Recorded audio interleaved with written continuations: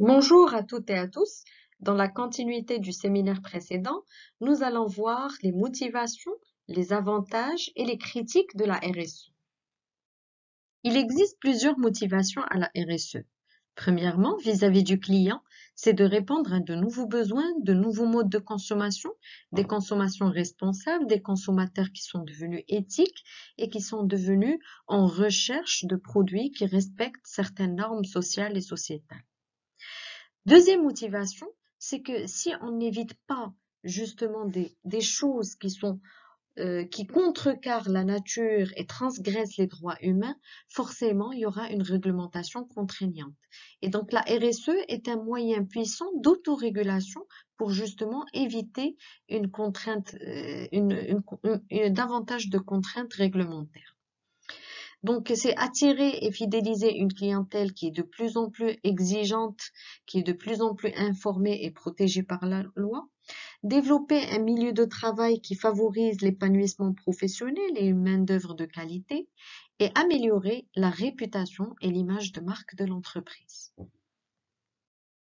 Il est très intéressant d'étudier cette pyramide de motivation qui n'est pas la pyramide de Maslow, mais qui est plutôt la pyramide de Carroll, qui est spécifique à la RSE.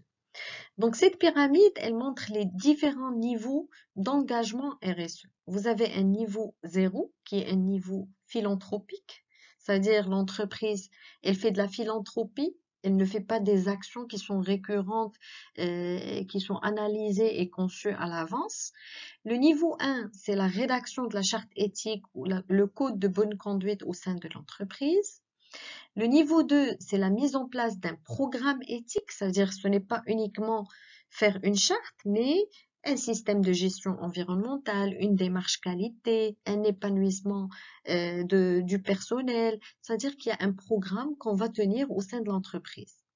Le niveau plus élevé, c'est-à-dire le niveau 3, c'est la mise en place d'un système d'évaluation du programme éthique. Cela veut dire qu'une fois le programme a été instauré, on va l'évaluer pour savoir quels étaient les points forts, les points faibles, est-ce qu'il sera reconduit ou pas. Le niveau 4, c'est encore plus loin, c'est que l'intégration de la démarche RSE dans la stratégie de l'entreprise et son système de gestion globale. Au début de l'année, quand on décide la stratégie, tout comme on décide des lancements de produits ou des investissements, on décide les actions RSE qui sont budgétisées à l'avance.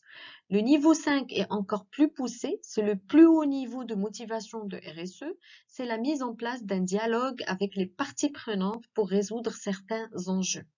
Et là, je donne l'exemple pour l'OCP qui investit dans l'éducation à travers le lycée d'excellence ou à travers l'école 1337, c'est-à-dire qu'elle répond à un enjeu de la société qui est l'enjeu éducation. Je donne l'exemple de BMCE qui investit dans des écoles primaires dans des patelins du royaume alors qu'elle est dans le système bancaire. Et donc là, on essaie au-delà de notre activité de résoudre un problème de la société qui soit relatif à l'éducation, à la santé, à l'intégration des jeunes, à l'éradication du chômage. Par exemple, Managem, avec son projet Greenship, elle essaye justement d'intégrer les jeunes et de les initier au métier du recyclage, ainsi de suite. Et donc, on peut dire que beaucoup d'entreprises font de la RSE, mais quel est leur niveau en termes de RSE? Est-ce qu'ils sont dans une philanthropie ou est-ce que la RSE, c'est des actions intégrées au sein de l'entreprise, conçues à l'avance, budgétisées et même des fois répondant à des enjeux de la société? On peut faire une catégorisation des bonnes pratiques RSE à travers 4 études de cas. Une première pour collaborer avec les parties prenantes, une deuxième pour rencontrer les besoins locaux, une troisième qui est une étude de cas d'entreprise écologique et une quatrième, c'est des organisations qui font de leur métier la promotion de la RSE, des organisations ou des organismes ou des institutions. Pour la première catégorie, je donne le cas d'Inui avec la fameuse campagne d'Egidik, Donc, Inui, elle essaie justement de collaborer avec des gens volontaires à travers un appel à candidature publique et ils travaillent ensemble pour rehausser le niveau des quartiers, les rendre plus propres, plus attrayants et des espaces de vie qui soient plus sains. Et donc là, c'est collaborer avec les parties prenantes justement pour essayer d'avoir un impact vis-à-vis de la société. Cette action est largement médiatisée, elle est reprise de façon récurrente, budgétisée par Inouï. Nous pouvons dire qu'elle répond à un enjeu et elle est au 5e niveau de la pyramide de Carroll. Deuxième catégorisation, il s'agit de rencontrer les besoins locaux. Et là, je donne un exemple qui s'appelle Inaya. Inaya qui est une offre d'assurance pour Moul Hanout, cela veut dire l'épicerie. En fait, la campagne a été lancée par les fromageries Bel Maroc en partenariat avec Saham Assurance pour justement essayer d'avoir des contrats d'assurance pour ce métier qui est le métier d'épicier et justement qui n'est pas assuré. Et donc, vous voyez avec moi que là, c'est une action win-win parce que l'épicier, il reste prescripteur premier des marques et en même temps, on essaye de répondre à son besoin et de rencontrer son besoin qui est un besoin d'être assuré au sein de son travail. Et donc, à travers cette collaboration, Moul Hanout ou l'épicier a pu profiter justement d'une assurance de différents formats pour lui, pour sa famille et avoir justement à travers cette campagne Hinaya. Très intéressant parce que au lieu de faire une campagne publicitaire qui va peut-être coûter la même chose et qui va être la énième campagne, peut-être que le client ne percevra pas la différence, c'est une autre manière de faire de la publicité à travers les prescripteurs. Troisième exemple, les entreprises qui portent des valeurs écologiques. Et là, je donne l'exemple d'Elon Musk qui a offert ses brevets de Tesla en open source depuis janvier 2019. En fait, ce fameux entrepreneur, il a dit que Tesla Motors a été créé pour accélérer l'avènement d'un transport durable.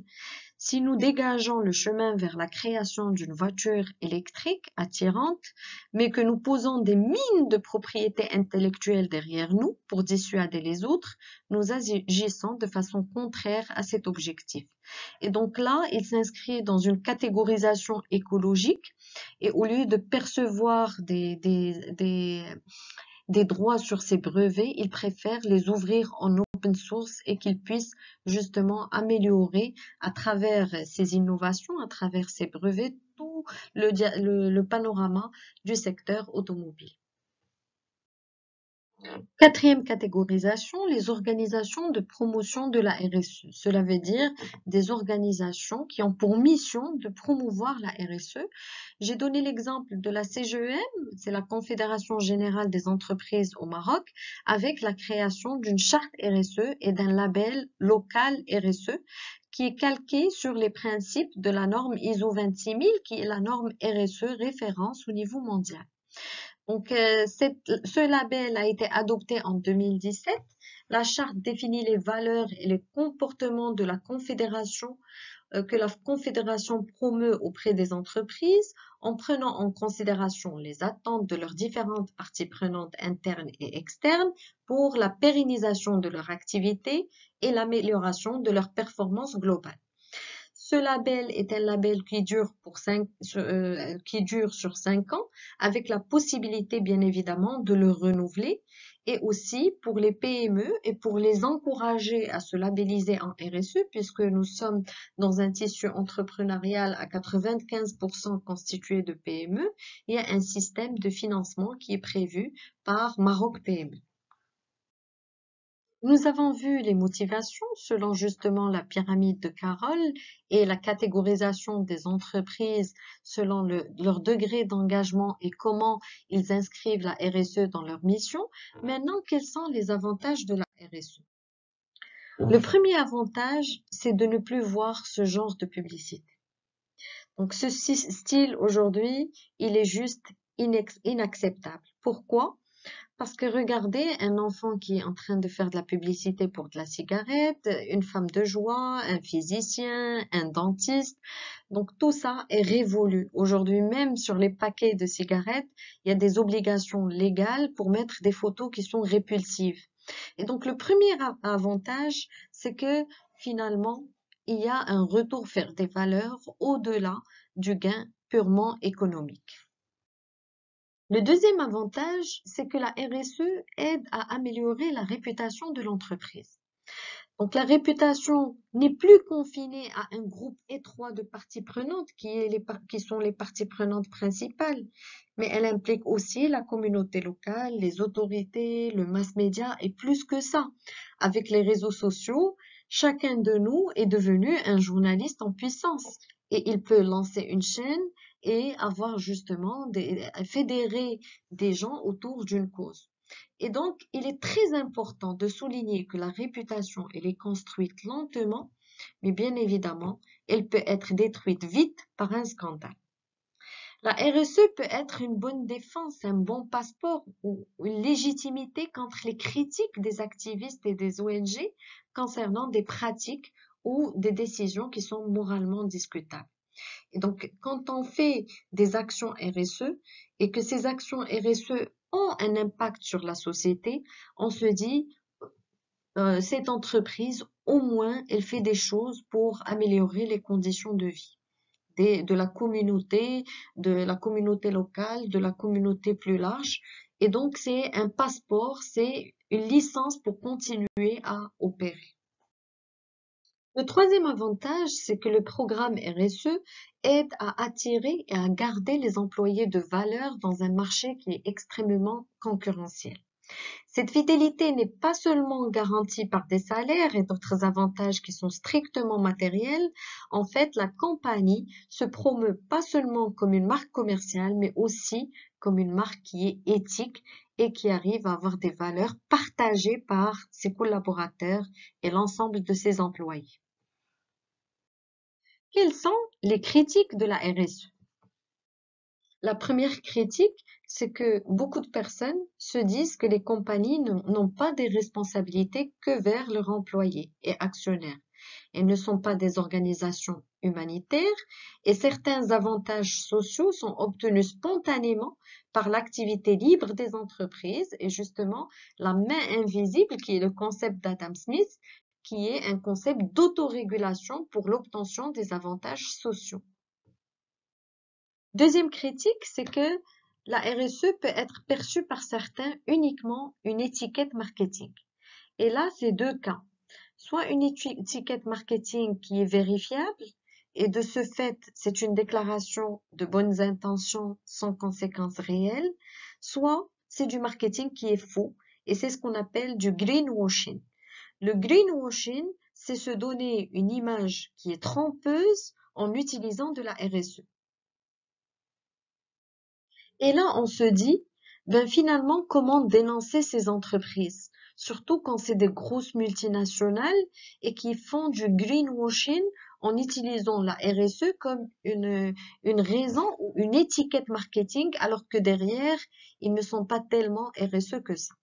J'ai un petit exemple qui est celui d'Engie. Donc, Engie déclare être une entreprise RSE. Au niveau de son site web, elle explique pourquoi elle a une démarche RSE pour une image valorisée, un levier pour fidéliser les salariés, etc. Et vous avez un ensemble d'articles qui expliquent que Engie, elle est très RSE et qu'elle a des objectifs en termes d'environnement, d'amélioration de la qualité des produits, en termes d'amélioration de la qualité avec ses clients, avec ses fournisseurs, etc. et qu'elle arrive à tenir ses objectifs. Maintenant, cette entreprise-là utilise de la RSE comme une étiquette marketing, puisque il y a une contrebalance qui va s'instaurer et qui va faire que cette entreprise soit remise en cause justement pour sa proclamation par rapport à ses actions RSE. En effet, une association écologiste française qui s'appelle les Amis de la Terre, qui a été créée en 2008, elle a mis comme objectif et mission principale de dénoncer les multinationales qui communiquent sur le développement durable alors qu'elles violent les droits humains et polluent l'environnement. Chaque année, elle fait une cérémonie publique officielle aux 3 entreprises qui ont eu le pire impact sur la société après un vote public en ligne. Et figurez-vous qu'elle a 3 prix à faire gagner. Donc, le premier prix, Tous les trois s'appellent des prix Pinocchio, en référence au dessin animé qui a un nez qui s'allonge au fur et à mesure qu'il ment. Le premier prix, c'est le plus vert que vert, c'est du greenwashing qui est remis à l'entreprise ayant mené la campagne de communication la plus abusive et trompeuse au regard de ses activités réelles. Le deuxième prix main sale poche pleine relatif à l'environnement qui est remis à l'entreprise ayant généré les impacts environnementaux les plus lourds. Le troisième prix, c'est Une pour tous et tout pour moi, qui est relatif aux droits humains, qui est remis à l'entreprise ayant perpétré les violations les plus graves des droits humains. Ben, figurez-vous que Engie, qui prétend être un leader de transition énergétique, il a été finaliste dans la catégorie Greenwashing pour le prix Pinocchio en 2015. Pourquoi? Parce que derrière cette image flamboyante qu'il essaie de se donner, ben, il détient les centrales de charbon les plus polluantes au monde et il figure parmi les plus grands émetteurs globaux de gaz à effet de serre avec 15 millions de tonnes de carbone par an. Et même en 2014, il y a eu un déclenchement d'un incendie depuis sa centrale de charbon d'Hazelwood en Australie et la ville et les habitants ont été intoxiqués au dioxyde de carbone. Et donc, vous voyez que même des fois, quand il y a du greenwashing ou une image trompeuse, vous avez une contrebalance d'associations et d'ONG à l'international qui commencent à avoir leur mot à dire, qui arrivent à fédérer des populations et qui arrivent à remettre à mal cette entreprise justement pour la mauvaise communication qu'elle a pu faire sur la RSE. Et donc là, la critique, elle est certaine, mais le rééquilibrage par la loi du marché se fait automatiquement. D'où la troisième critique, c'est qu'aujourd'hui, on se dit qu'il y a des entreprises qui, à la base, leurs activités sont très polluantes. Je donne le cas des entreprises de tabac, des géants pétroliers, donc McDonald's, qui a un impact sur la santé et la nourriture qui n'est pas forcément healthy. Et donc, la RSE est une police d'assurance pour les directeurs qui sont sensibles à l'image publique de leur société, qui payent un prix idéologique et financier aux causes sociales et à l'environnement. Les directeurs généraux gagnent l'admission au club RSE et bénéficient des privilèges d'adhésion. Un avantage important du club est la protection contre des actions comme les protestations et les boycotts des activistes. Ça, effectivement, c'est une troisième critique où on se dit que des entreprises qui de base n'ont pas des produits RSE, comment peuvent-elles se proclamer RSE? Donc, une critique qui est très viable et justement qui nous pousse à réfléchir.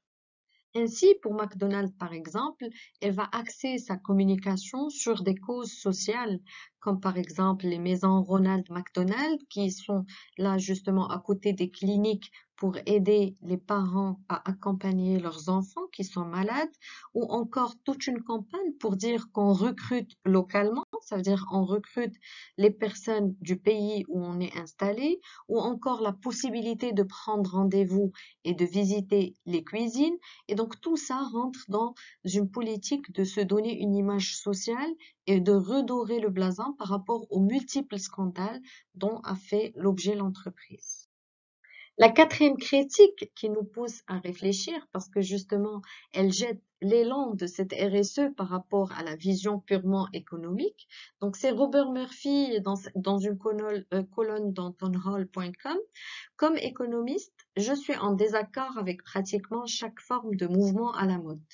Par exemple, pourquoi devrait Starbucks payer plus que normal pour ses grains de café? Si un groupe de fermiers est disposé à travailler pour 7 dollars par jour pendant qu'un autre est organisé, c'est-à-dire en commerce équitable, et exige 10 dollars par jour. Comment aident-ils les pauvres gens en refusant d'engager le premier groupe? Les salaires ne sont pas établis par la fantaisie, ils reflètent la productivité. Effectivement, cette critique nous interpelle parce que, autant qu'entité économique, l'entreprise, elle cherche à optimiser ses coûts. Et donc, ce qu'elle cherche, c'est d'avoir des inputs au prix le moins cher. On se dit, ce commerce équitable, finalement, qu'est-ce qu'il rajoute? Et la vraie question à se poser, est-ce qu'il n'y a que le prix qui compte? Parce que s'il n'y a que le prix qui compte, c'est que finalement, il y aura une guerre de prix qui va grignoter de plus en plus la marge de l'agriculteur et peut-être même il va commencer à diminuer de la qualité pour pouvoir être rentable et peut-être même qu'un jour il laissera tomber ce métier et il le fera plus parce qu'il ne sera plus profitable. Et donc là, ça nous interpelle.